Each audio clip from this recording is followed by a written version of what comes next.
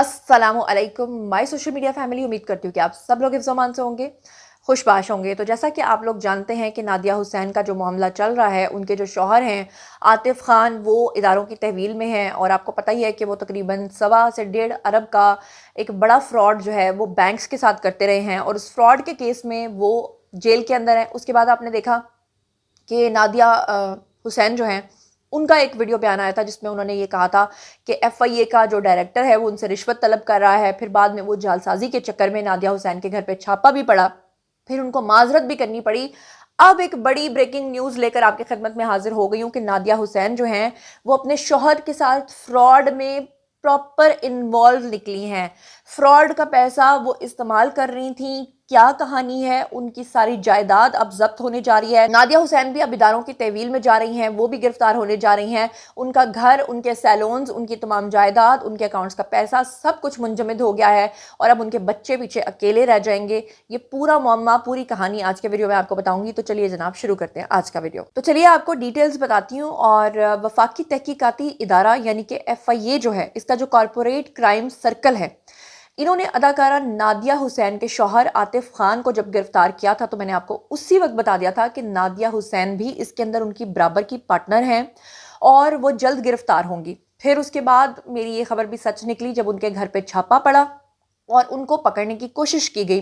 फिर उसके बाद आपने देखा कि उन्होंने जनाब एक बयान दिया था जिसमें उन्होंने कहा था कि एफआईए के जो डायरेक्टर हैं उन्होंने उनसे रिश्वत तलब की है। मैंने आपको उसका भी सारा कच्चा चिट्ठा बताया था।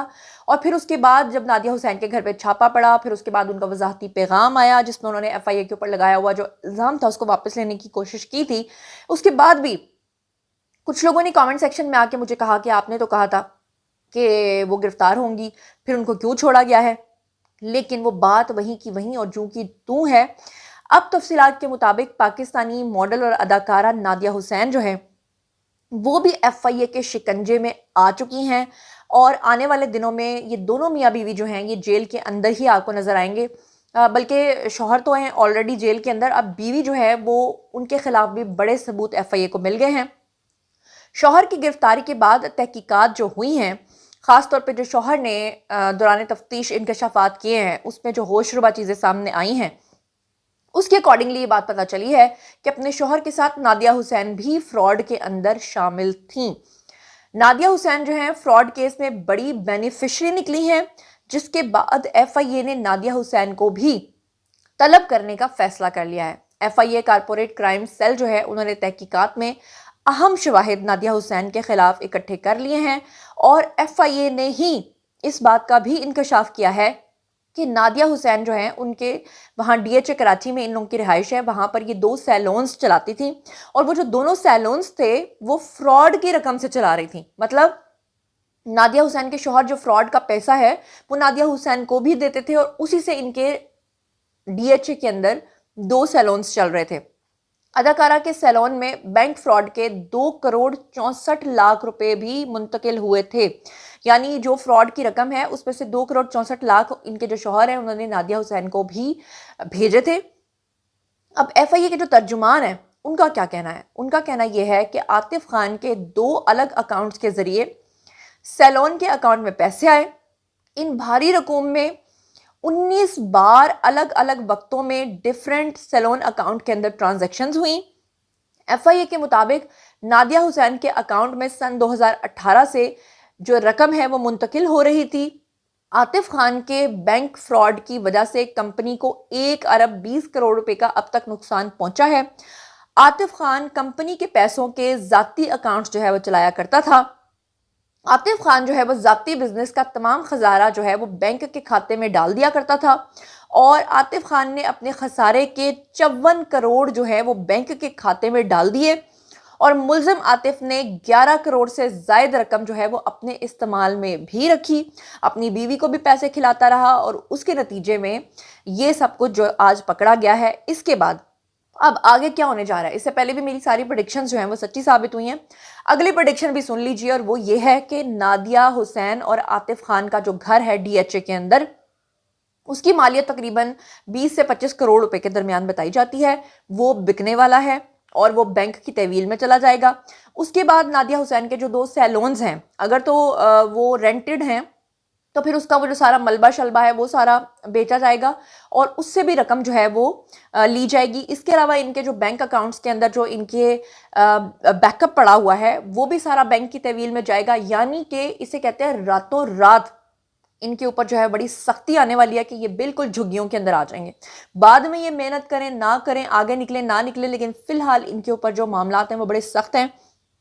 خاص طور پہ نادیہ حسین جو ہیں ان کے شوہر آلریڈی جیل کے اندر ہیں، نادیہ حسین بھی پوچھ گچھ کے لیے اب ایف آئی اے کی تحویل میں آ جائیں گی، تو ان کے جو بچے ہیں وہ پیچھے اکیلے رہ جائیں گے۔ اس سے پہلے بھی آپ لوگ جانتے ہیں کہ نادیہ حسین نے اپنے شوہر کو بچانے کے لیے سوشل میڈیا کا سہارا لیتے ہوئے آ کر ایک الزام عائد کیا تھا، جس میں انہوں نے ایک انسپیکٹر جو کہ جعلی انسپیکٹر تھا اس کو انہوں نے ظاہر کیا تھا کہ وہ ایف آئی اے کا اہلکار ہے، اس کی انہوں نے آڈیوز ریکارڈ کی تھی، اس کے انہوں نے میسیجز ریکارڈ کیے تھے، اور اس کے بعد انہوں نے اس کو سوشل میڈیا پہ چڑھا دیا تھا اور کہا تھا کہ وہ شخص جو ہے وہ ہم سے بھاری رقم جو ہے وہ رشوت کے طور پہ جو ہے وہ طلب کر رہا ہے۔ اس کے بعد آپ لوگوں نے دیکھا تھا کہ جناب جو ایف آئی اے والے ہیں ان کا بھی موقف سامنے آیا تھا، جس میں انہوں نے صاف طور پہ یہ کہا تھا کہ اس میں بھی نادیہ حسین اس طرح سے کلپریٹ ہیں کہ ہم نے نادیہ حسین کو 1-2 دن پہلے ہی بتا دیا تھا کہ جس شخص کی کالز آپ دکھا رہی ہیں اس کا ایف آئی اے سے کوئی لینا دینا نہیں ہے، وہ ایک فراڈ بندہ ہے۔ اس کا نام بھی انہوں نے بتایا تھا، لیکن اس کے باوجود نادیہ حسین نے قانون کی خلاف ورزی کرتے ہوئے اس کو سوشل میڈیا پہ چڑھا دیا تھا، جس کے بعد ان کو گرفتار کرنے کا فیصلہ کر لیا گیا تھا اور پھر نادیہ حسین کے گھر پہ چھاپا بھی مارا گیا تھا۔ لیکن پھر نادیہ حسین جو ہیں وہ اس وضاحت کے ساتھ سامنے آ گئی تھیں کہ جب انہوں نے یہ کہا تھا کہ جناب میرے ساتھ فراڈ ہوا ہے، اور انہوں نے کہا تھا کہ شوہر کی گرفتاری کے بعد کچھ لوگوں نے مجھ سے فراڈ کرنے کی کوشش کی ہے، اور انہوں نے پھر اپنا بیان ریکارڈ کروایا تھا۔ انہوں نے کہا تھا کہ شوہر کی گرفتاری کے بعد یہ سب کچھ میرے ساتھ ہو رہا ہے، میرا مقصد سوشل میڈیا پر آ کر ایسے فراڈ لوگوں کو بے نقاب کرنا تھا، کسی کی دل آزاری اگر ہوئی ہے تو میں اس سے معافی مانگتی ہوں، میرا ہرگز ایسا مقصد نہیں تھا۔ جس کے بعد نادیہ حسین کو چھوڑ دیا گیا تھا۔ نادیہ حسین کو پراپر اس لیے تحویل میں نہیں لیا گیا تھا کیونکہ اداروں کو یہ سمجھ آ رہی تھی کہ ان کے شوہر نے فراڈ کیا ہے، ان کا معاملہ بینکس کے ساتھ چل رہا ہے۔ لیکن اب نادیہ حسین کے بھی فراڈ میں ملوث ہونے کے بعد اور اپنے شوہر کا یہ سارا فراڈ کا پیسہ اپنے سیلونز میں استعمال کرنے کے بعد نادیہ حسین کی سختی اور شامت جو ہے وہ بڑی سخت آ گئی ہے۔ بہرحال نادیہ حسین نے یہ بھی کہا تھا کہ میں نے ایف آئی اے کے جو حکام ہیں ان کو جان بوجھ کر نشانہ نہیں بنایا تھا، اور میرے ویڈیو بیان کا مطلب جو ہے وہ کسی کی دل آزاری کرنا بھی نہیں تھا۔ انہوں نے خود کو ہائی رینک اہلکار بتاتے ہوئے کہا تھا کہ جناب جعلسازوں نے مجھے واٹس ایپ کال کی اور رشوت کے عوض جو ہے وہ میرے شوہر کو ریلیف دینے کی بات کی تھی، اور میرے جذبات کے ساتھ کھیلا تھا، اس لیے مجھے سمجھ نہیں آئی اور میں نے آ کے سوشل میڈیا کے اوپر وہ ساری چیزیں جو ہیں وہ لگا دی تھیں۔ نادیہ حسین نے یہ بھی کہا تھا کہ جناب مجھے کال موصول ہوئی تھی، وہ ساری چیزیں آلریڈی اگر آپ کو اس کی ڈیٹیلز چاہیے تو آپ جا کر میرے بلاگ میں دیکھ سکتے ہیں۔ پھر نادیہ حسین نے ایک اور بات بھی کی تھی، انہوں نے کہا تھا کہ میرا فون جو ہے وہ ایف آئی اے والوں نے اپنے پاس رکھ لیا ہے، وہ اس کا فورینسک کر رہے ہیں، اور ابھی تک فورینسک جو ہے وہ مکمل نہیں ہوا، اور ایف آئی اے نے ابھی بھی میرا موبائل جو ہے وہ مجھے واپس نہیں کیا۔ انہوں نے یہ بھی کہا تھا کہ جب تک فورینسک مکمل نہیں کر لیتے میرا فون ان کے پاس رہے گا، مجھے مسئلہ نہیں ہے، ہمیں مل کر ویڈیو جو ہے وہ بنانی چاہیے تھی، ایسی صورتحال میں کوئی بھی پریشان نہ ہو۔ مجھے بھی یقین نہیں تھا، اس لیے میں نے کال ریکارڈ کی تھی، وہ ایف آئی اے کا جو انہوں نے الزام لگایا تھا کہ وہ انسپیکٹر جو تھا اس نے مجھے کال کی تھی۔ اور بہرحال نادیہ حسین نے کہا تھا کہ لوگ جو ہیں وہ اب مجھے میرے شوہر کی گرفتاری کے بعد بہت پریشان کر رہے ہیں، کئی لوگ مجھے جعلی کالز کر رہے ہیں، کئی جعلساز جو ہیں وہ مجھے تنگ کرنے کی کوشش کر رہے ہیں، ان کے خلاف کارروائی ہونی چاہیے۔ اب مزیدار بات یہ ہے کہ جعلساز وہ جو دوسروں کو کہہ رہی تھیں وہ اب خود نکلی ہیں۔ اب نادیہ حسین کو جو اس بات کا زوم تھا کہ بھئی شوہر اگر ڈیفالٹر نکلے بھی ہیں اور شوہر کی اگر شامت آ بھی جاتی ہے تو پیچھے نادیہ حسین آلریڈی جو ہے وہ انکم حاصل کر رہی تھی اپنے سیلونز سے، وہ جو سیلونز ہیں وہ بھی ادارے ضبط کر لیں گے، وہ سارا پیسہ بھی ضبط ہو جائے گا، گھر بھی ضبط ہو جائے گا، تو اسے کہتے ہیں کہ راتوں رات جو ہے سڑک کے اوپر آ جانا۔ تو نادیہ حسین اور ان کے شوہر جو ہیں اب ان کے لیے آنے والے دن جو ہیں وہ کچھ اچھے دکھائی نہیں دے رہے ہیں۔ جناب ابھی تک کی تفصیلات کے اکارڈنگلی اتنا ہی۔ اب باری ہے جی آپ لوگوں کے کمنٹ سیکشن میں، اور بتائیے آپ اس پورے کیس کے بارے میں کیا سوچتے سمجھتے ہیں، اور اس کا انجام آپ کو کیا نظر آتا ہے، اور کیا تجاویز دیتے ہیں۔ جو کچھ بھی آپ سوچتے سمجھتے ہیں شیئر کیجیے، اور میرے دونوں چینلز زنیرہ ماہم اور زنیرہ ماہم گوسپس کو سبسکرائب کرنا ہرگز مت بھولیے گا۔ اپنا بہت خیال رکھیے گا۔ اللہ نے کے مان۔